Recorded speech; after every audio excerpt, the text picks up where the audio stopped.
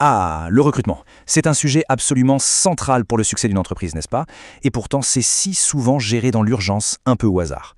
Aujourd'hui, on va voir comment on peut transformer ce processus, souvent chaotique, en un vrai avantage sur la concurrence. Et pour commencer, il y a cette citation qui met vraiment le doigt sur le problème. L'embauche est bien trop souvent vue comme une urgence, comme un feu à éteindre, plutôt que ce qu'elle devrait être, un processus stratégique bien réfléchi. Et cette approche réactive, elle a des conséquences, et pas des moindres. 40%. C'est énorme.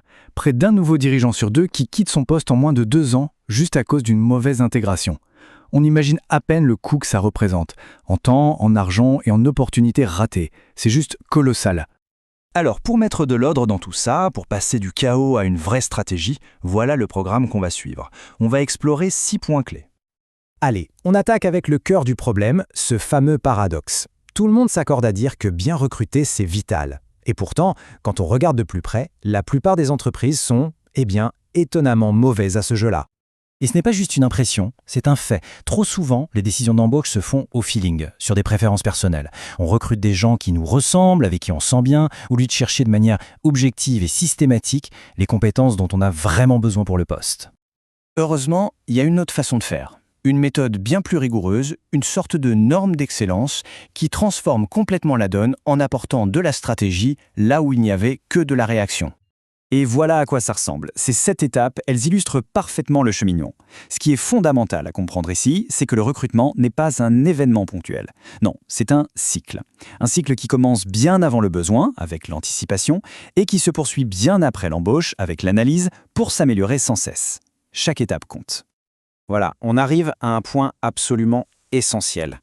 Un recrutement réussi, ça ne commence pas avec une offre d'emploi. Pas du tout. Ça commence bien avant.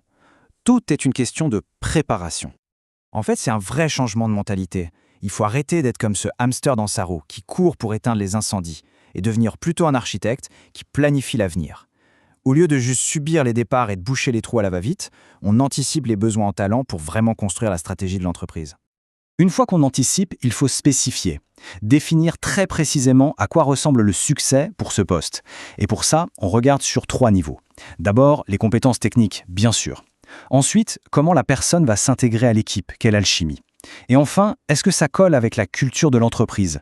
C'est vraiment l'alignement de ces 3 planètes qui fait une embauche réussie. Ok, le besoin est défini. Maintenant, il faut trouver la perle rare. Et pour y arriver, on ne peut pas se contenter de pêcher toujours au même endroit. Il faut ratisser large, créer un vivier de talents vraiment diversifié. Ça veut dire penser aux promotions internes, évidemment, mais aussi regarder ailleurs, les anciens collaborateurs, les partenaires, des profils complètement inattendus. La clé, c'est de ne jamais se limiter à une seule source. Bon, on avance. On arrive au moment de la décision, le moment critique. Voyons comment les meilleures pratiques aident à faire la différence entre une recrue formidable et une erreur qui peut coûter très cher. Et là, les chiffres parlent d'eux-mêmes. La qualité de l'évaluation, c'est 3 fois plus rentable que d'avoir simplement plus de candidats. Qu'est-ce que ça veut dire? Il vaut bien mieux évaluer 10 personnes en profondeur, vraiment en profondeur, que 50 de manière superficielle. La qualité, pas la quantité. Et attention, parce que là, il y a un avertissement qui fait réfléchir. Confier les entretiens aux mauvaises personnes, ça peut faire plus de mal que de bien.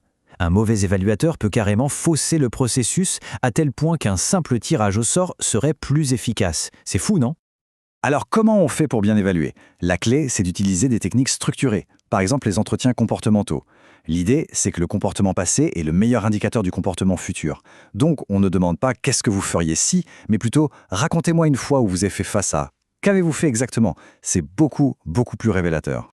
Ça y est, le candidat idéal est identifié. Maintenant, il faut le convaincre. Et là, c'est tout un art. Ce n'est pas juste une question d'argent, c'est un package. Il faut montrer l'engagement de l'entreprise, donner une vision très claire et réaliste du poste, garantir la qualité du management et bien sûr, proposer une compensation juste. L'argent, ça compte, mais c'est loin d'être le seul levier. Beaucoup d'entreprises pensent que le travail est terminé une fois le contrat signé. Grosse erreur. En réalité, certaines des étapes les plus critiques commencent juste après l'arrivée de la nouvelle personne. On entre dans la phase d'intégration. Et si on rate cette phase, les conséquences sont directes. Regardez ce chiffre. 1/3 des nouvelles recrues, même les plus prometteurs, s'en vont en moins de 3 ans. Pourquoi? Très souvent à cause d'une mauvaise intégration. Tout le travail fait en amont, jeté à la poubelle. Et ce graphique, il nous montre pourquoi les gens partent. Et c'est fascinant. Regardez bien. La plus grosse part, 35%, c'est à cause d'attentes irréalistes. Ensuite, la mauvaise communication, le fait de ne pas comprendre comment les choses fonctionnent. La plupart de ces problèmes auraient pu être évités avec un bon plan d'intégration. Ça montre bien que les échecs sont plus souvent humains et culturels que techniques.